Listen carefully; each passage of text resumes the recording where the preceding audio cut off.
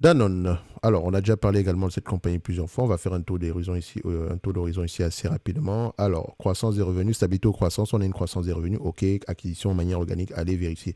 La marge brute, elle est croissante ou bien décroissante? Ici, on a une marge brute, je dirais, plutôt stable par rapport à la moyenne. Ici, on a 3% de moins ici. Donc, n'oubliez pas également qu'on était en période d'inflation. Donc, les coûts également de production, peut-être, les coûts des matières premières peut-être augmenté ici. Donc, maintenant, si la marge brute diminue, est-ce que la marge EBITDA reste à peu près stable? On voit ici que la marge EBITDA, littéralement, s'effondre par rapport à la moyenne de ce qu'on avait par le passé. OK?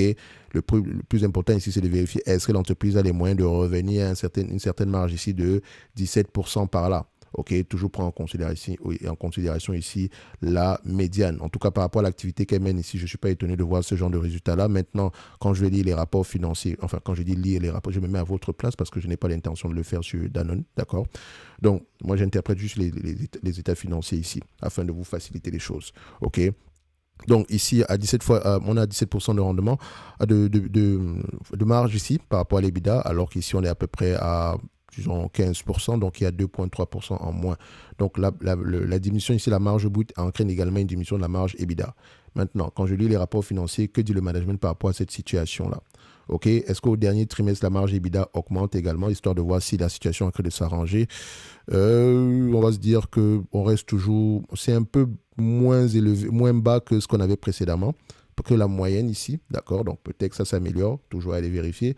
Ensuite, on va regarder ici le free cash flow et le net income. Est-ce que les deux parlent le même langage? Ici, on constate que oui, plus ou moins les deux parlent le même langage ici. Donc, on pourrait se dire que les net income représentent ici la véritable rentabilité de ce business-ci. En date d'aujourd'hui, sur les 12 derniers mois, on a un net income ici moins élevé que les free cash flow, d'accord? Donc, peut-être qu'il y a un effet BFR ici ou bien il y a eu un élément extraordinaire au niveau des net income, mais ça ne nous dérange pas.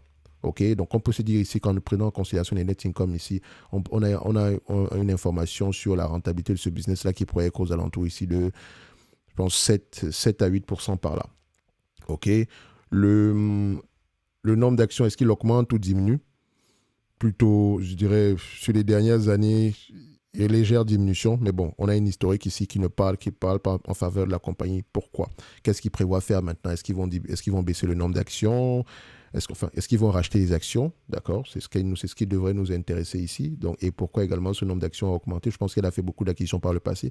Des acquisitions qui sont parfois révélées foireuses. D'accord?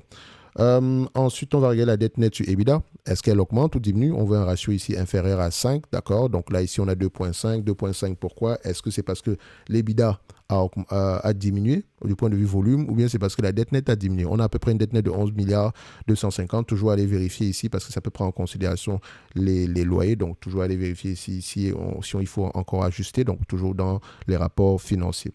Maintenant, le marché aura tendance à payer combien de fois les bénéfices pour ce genre d'entreprise? On sera entre 17 et 20 fois les bénéfices. Vu le niveau de croissance ici, voilà, c'est ce que je me dis. En tout cas, on va essayer de vérifier. Price. Voilà. Sur les 12 derniers mois, ici, le marché paye généralement combien de fois? Et je réfléchis toujours en termes de rendement, 25 fois les bénéfices et 4%. Maintenant, à vous de voir si c'est un rendement judicieux pour ce type d'entreprise. Donc, on voit ici qu'on ne sera à peu près aux alentours de entre 17 et 20 fois les bénéfices. Donc, si je suis trop optimiste, c'est 20 fois les bénéfices. Le minimum, c'est 17 fois les bénéfices. OK? Donc, à ce moment gentil, on va mettre à peu près 17 fois les bénéfices. De toute façon, on réfléchit en termes de rendement. Ça veut dire quoi?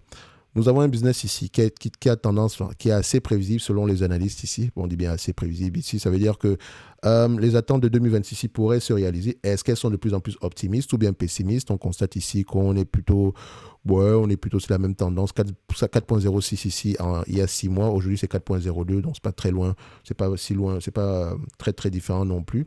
OK? Donc, on me demande de payer en date d'aujourd'hui 61 euros. Un business qui pourrait me rapporter 4 euros d'ici 2026. C'est juste ça que ça veut dire. On est à peu près à 6,55%.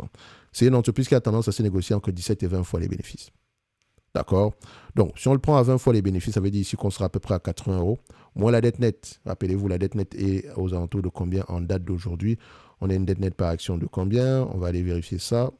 Et ici, voilà. On a une dette nette par action aux alentours de 16 euros, 15,93. Donc, je vais mettre 16 euros ici, ça ne change pas grand-chose. Donc, on sera un prix aux alentours de 64 euros. Juste pour dire que le prix actuel est juste correct. Ça prend en considération une dette. Ça prend en considération la dette également de la compagnie. Donc, si le marché ne prend pas en considération la dette, on peut s'attendre ici à un maximum, grand max, aux alentours de 80 euros par là. Je ne suis pas en train de vous dire que ça va arriver à 80 euros. D'accord? Le plus important, c'est d'acheter à un prix qui n'implique pas qui a déjà été ajusté de la dette ici. OK? Et quand on le prend ici à 64 euros divisé par le 4 dollars, ici, on tombe à peu près sur un PER ici de 17. OK? Donc, si le marché paye ici à 17 fois les bénéfices, moins la dette nette ici, disons la dette nette ici, à peu près, elle est à combien la dette nette? Disons 16 ici, on tombe plutôt aux alentours de 52 euros. Donc, je pense le marché nous avait proposé ce prix-là. Donc, c'est un meilleur prix ici aux alentours de 52, 53 euros. En tout cas, au prix actuel, c'est intéressant pour ceux qui recherchent uniquement un dividende. D'accord? Donc, on ne surpaye pas au prix actuel. Maintenant, si croissance supplémentaire il y a dans le futur ici, tant mieux. En tout cas, pour moi, ici, en date d'aujourd'hui, pour du Danone, c'est juste un prix correct, sans plus. OK? Donc, maintenant, à vous de voir si c'est un rendement qui vous intéresse. Je ne parle pas de rendement de dividende, hein, parce que, comme je l'ai tantôt mentionné ici, moi, je parle du rendement des bénéfices. Donc, c'est celui-ci qui m'intéresse.